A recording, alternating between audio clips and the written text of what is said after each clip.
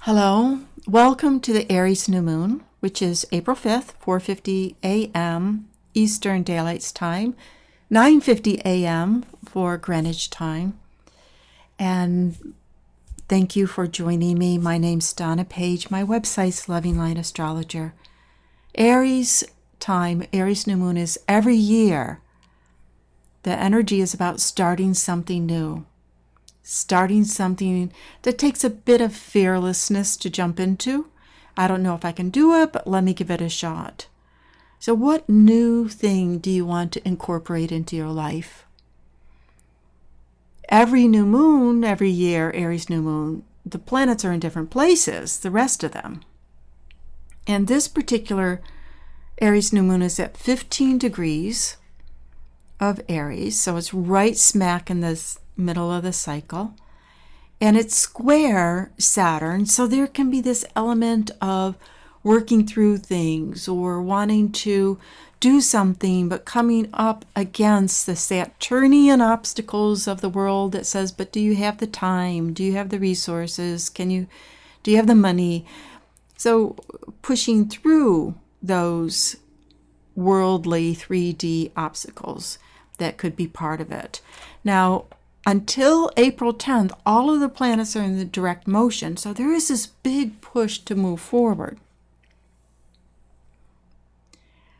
Aries is ruled by Mars.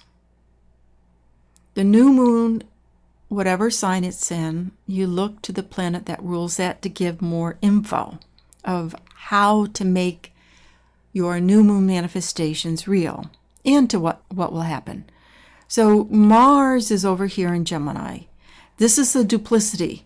I want to do this and I want to do that. So you could find yourself scattering your energy into more than one direction. And that's not necessarily a bad thing at all. I have this project and I want to do this. Why not try two new things? Why not juggle more than one thing? And in Gemini, it can have to do with intellectual pursuits, reading, what books do you want to catch up on, communication. Maybe you are interested in starting or developing a blog, your resume, anything that has to do with communication, and also travel. I want to go here, I want to do there. Gemini is the connector. There's a connecting influence there. However, Gemini is ruled, the ruler of Gemini is Mercury, which has just gone direct and is conjunct Neptune in Pisces. So that is imagination. Use your imagination. Dream of what's possible. And also, if you do any dream work, then you can channel some dreams to give you insight. That can be very insightful. There is this support as a nice sextile from both the Saturn and Pluto, which is another story. Both of these guys are very intense right now. Saturn is on the node of Pluto. Pluto's on the node of Saturn. So there's this double energy of intensity around knowing that there's a new start in life brewing, and to be very focused on getting things handled in your life that will enable you to feel secure, that you have a foundation for whatever it is that you want to do. And you got to define the foundation for yourself. But back to our circle here. So we're up to this beautiful Mercury in Pisces. And Pisces is traditionally ruled by Jupiter, which is in its rulership in Sag. So this is faith. Have faith. Have faith in what you want to do. Have faith in what you believe in. And that sense of, not faith like religion, that type of a thing, is like that inner faith within the universe, within yourself, and confidence that putting yourself forward and allowing things to unfold. Venus over here is in Pisces.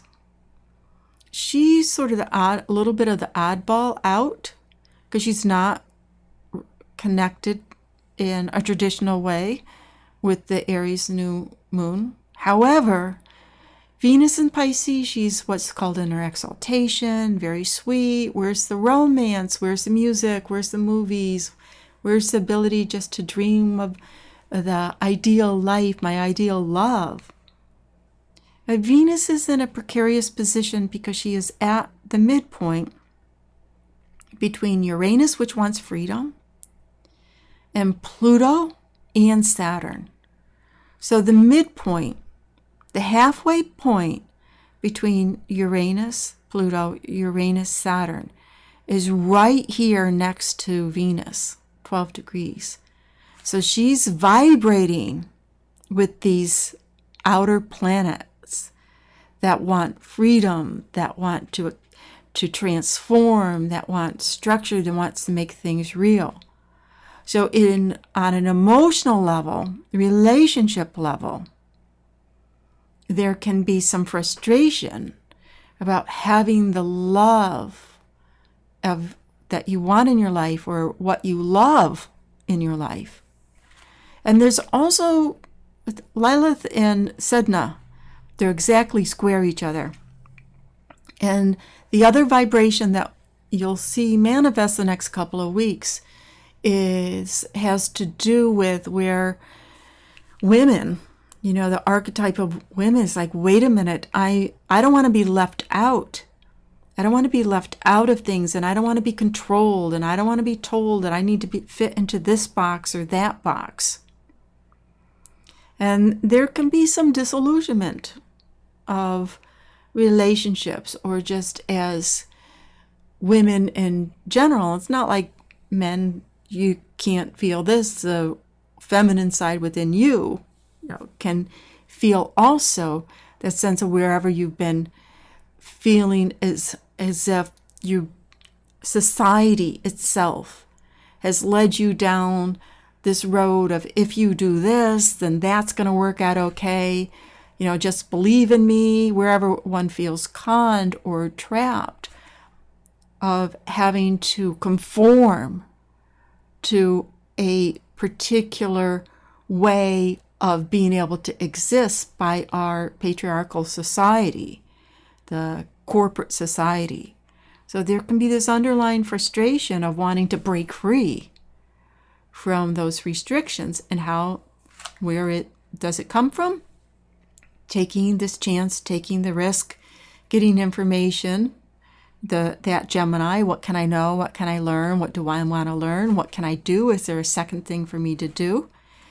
And to explore the creativity, allow your mind to think of things that you perhaps are in the imagination, what's possible. Think of the possibilities, and then have faith, trust, confidence that if you do your part, just to have that confidence that there is a possibility of these dreams, desires, new beginnings unfolding. So thank you for listening, and have a wonderful Aries new cycle, new moon.